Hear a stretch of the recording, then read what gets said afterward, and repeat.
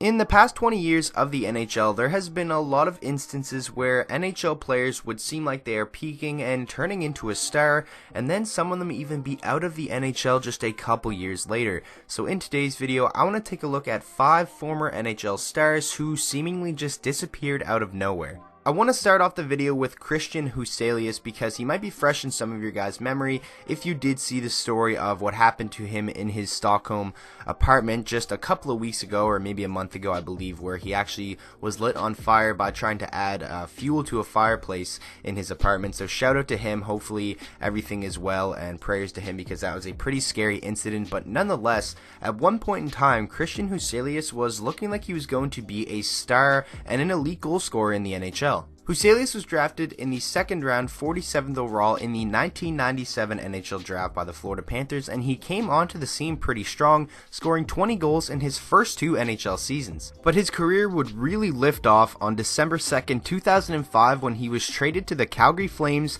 where he would eventually post his career high and his best year in the 2006-07 season, where in 81 games he had 34 goals and 43 assists for 77 points at just the age of 28. And it was looking like Florida had an elite goal scorer in his prime on their hands, and it was a really good trade for them at the time. But since then, it's been pretty downhill for Christian Huselius in terms of an NHL career. Christian Huselius would then finish out his NHL career with the Columbus Blue Jackets, spending 4 years with them, and he had some pretty productive seasons, but definitely nothing that people thought he was going to be after he had his career high with 34 goals at just the age of 28. And then in the 2011-12 season, it would be his final year in the NHL at just the young age of 32 years old. It's definitely not young, but in terms of when you look at how he was at 28 years old, jump 4 years later to find himself out of the NHL, you definitely hate to see it. And I think a lot of things went into this. He was really, injury riddled. He wasn't able to play in a full 82 games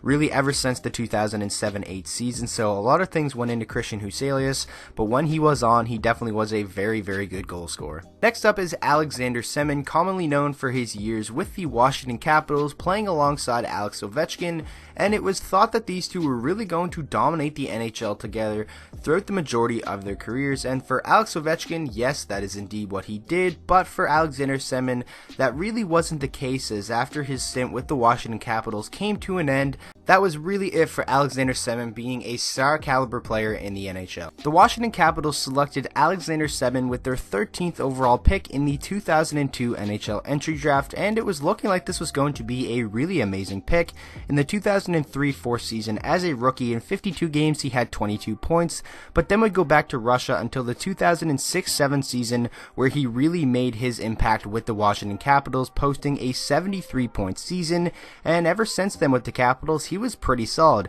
especially his career high year in the 2009-10 season, where he had 73 games played, 40 goals, 44 assists for 84 points at just the age of 25 years old. And you bring that along with having guys like Nick Backstrom and Alex Ovechkin, it was looking like this team was going to be set for many more years to come. But unfortunately for the Washington Capitals, Alex Semin was just never really able to replicate this play, and it was seeming like he just was no longer a fit with the Washington Capitals, and the Carolina Hurricanes came in and signed him to a 1-year, $7 million contract for the lockout-shortened 2012-13 season, and it was looking like this was a very smart move. Alexander Semin would be a point per game with 44 points in the 44 games in the shortened season, and then after that came the mistake that the Carolina Hurricanes made. After the one productive season that Semin had with the Hurricanes, he would then go on to sign a 5-year, $35 million contract with Carolina, and it was looking like this was a pretty good move at the time, but long term, this was a big mistake for the Hurricanes, as it's going to have them paying Alexander Semin until the 2021 season, and they would eventually buy him out just 2 years after signing this deal. After being bought out, the Montreal Canadiens decided to test their luck with Alexander Semin, and he would play in just 15 games for them in the 2015-16 season before calling it a career in the NHL. And nonetheless, he was a very, very talented guy, but it seems like with a lot of teams, he just did not fit in. He was pretty bad defensively. While he was skilled, it seemed like he just was not a good fit for a lot of NHL teams, but he's still currently playing professionally to this day in the KHL, putting up some pretty good numbers. But it seems like we really just missed out on a superstar player that really just could have been a huge piece for the Washington Capitals, and his NHL career would just end at the young age of 31 years old. Next up is Andrew Raycroft, goaltender, who a lot of Toronto Maple Leafs fans probably have a sweet spot for because in his time there he played pretty well, especially during the 2006-7 season where he would play 72 games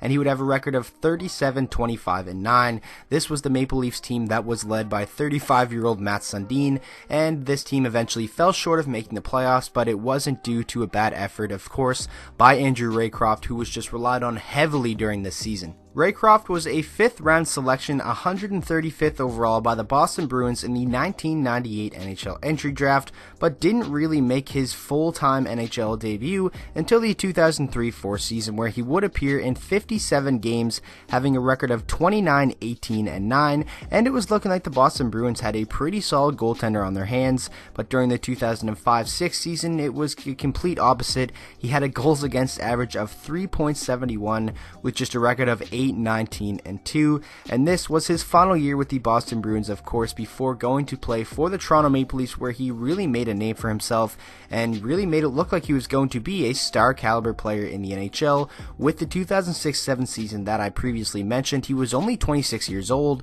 and it was looking like the Maple Leafs had the goaltender of their future, but the same as what happened in Boston, the following year in Toronto was much the opposite, where he would just play in 19 games and had a record of 2 wins, 9 losses, and 5 ties or overtime losses before then being bounced around the league to Colorado, to Vancouver, to Dallas, and eventually out of the NHL in the 2011-12 season at the age of just 31 years old, 5 years after he had that amazing season with the Toronto Maple Leafs. And it seems like Andrew Raycroft was just a guy who had a couple of overachieving seasons, and then a lot of people just got their hopes way too high for him to really pan out and be an amazing goaltender in the NHL. But obviously that was not the case, as he would retire from the NHL at the age of 31 years old, and on a couple of occasions it seemed like he was going to be a superstar goaltender that just didn't really pan out. Next up is Semin Gagne, commonly remembered for his time with the Philadelphia Flyers, where he was a pretty big part in what they were doing and then would just be bounced around the NHL a little bit before calling his career quits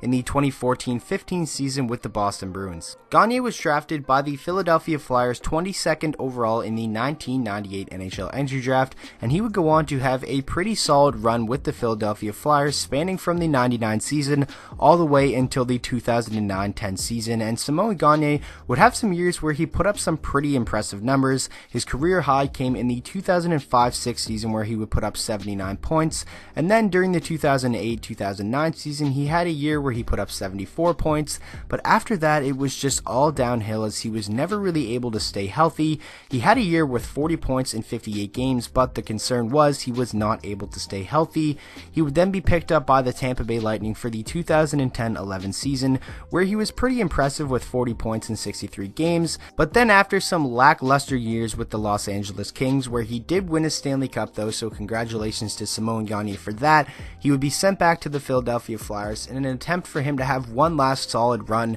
with the team that he started with, and that just didn't really work out. And then, like I said, his final year in the NHL came in the 2014-15 season with the Boston Bruins at the age of 34 years old, and he was really not productive, so Semin Gagne decided to call it quits for his NHL career, and he had a pretty storied career, but it seemed like when he had his career high at the age of 25 years old, it was seeming like this is going to be a guy who could potentially be the face of a franchise in the NHL, but after that he was just never really able to stay healthy or find that consistency in his game, and then like I said, being bounced around the league never really helps either. So Semin Gagne had a pretty solid career, but it seems like it was just a star in the making that was just never really able to put it all together. And now finally, finishing off the video with Jonathan Cheechoo, one of the more popular ones, with a Rocket Richard winning season, 50 goals, and then just a couple years after that would find himself out of the NHL. And this one, it just really intrigues me and kind of baffles me at the same time, how someone can go from being such a powerhouse in the NHL to not even being good enough to crack a roster just a couple years after. Jonathan Cheechoo was drafted 29th overall in the 1998 NHL draft by the San Jose Sharks, but wouldn't make his NHL debut until the 2002-2003 season, where he had a decent rookie year with 16 points in 66 games, but it was nothing special, and no one really thought anything of it. But the following year, he made a huge jump, scoring 28 goals in 81 games, showing everybody that he had the ability to be a solid goal scorer at the NHL level. And then came the following year where everything just hit the fan, and he came out of nowhere, where he played in all 82 games, which was something he struggled with throughout the course of his career after this, scoring 56 goals and adding 37 assists for 93 points, winning the Rocket Richard Trophy at just the age of 25 years old. And a lot of people say, yeah, it's not hard to score goals when you have one of the best playmakers in NHL history in Joe Thornton feeding you the puck, but you can't deny scoring 56 goals in the NHL no matter who is passing you the puck is no easy thing to do. But ever since this season, it was just a steady decline for Jonathan Cheechoo, where, like I said, he just struggled to play a full 82 games. The following year would just play 76 games, still had 37 goals, but definitely was a huge decline in the season prior, and then just 23 goals, 12 goals, and eventually in his final NHL season with the Ottawa Senators in 2009, just 5 goals, and he would find himself out of the NHL at the age of just 29 years old, just 4 years after he scored 56 goals. And this really just blows my mind. This story to me never gets old. I'm always watching highlights from that season, just really trying to put it all together as to how he could decline so much in such a short span of time. And I don't think it was all on Jonathan Cheechoo. Obviously, injuries played a huge factor in why he was never able to keep that up, but I definitely think it was kind of a fluke season that really put the expectations way too high for Jonathan Cheechoo ever to live up to. But nonetheless, he had an amazing couple of seasons with San Jose, but just was never really able to string it all together. A guy who at one point seemed like he was the next great goal scorer in the NHL, would just really never able to put it all together and have a couple of good seasons in a row, and I think that was a huge factor in why Jonathan Cheechoo was just never really able to live up to the hype. So that is going to wrap up this video. I really hope you guys did enjoy. This was a very, very fun one to make. If you guys want to see more videos like this, make sure to let me know down in the comment section. And with that being said, I hope you guys all enjoyed the video. If you did, please make sure to drop a like on it and subscribe to the channel for daily NHL content, and I will see you guys all in the next video.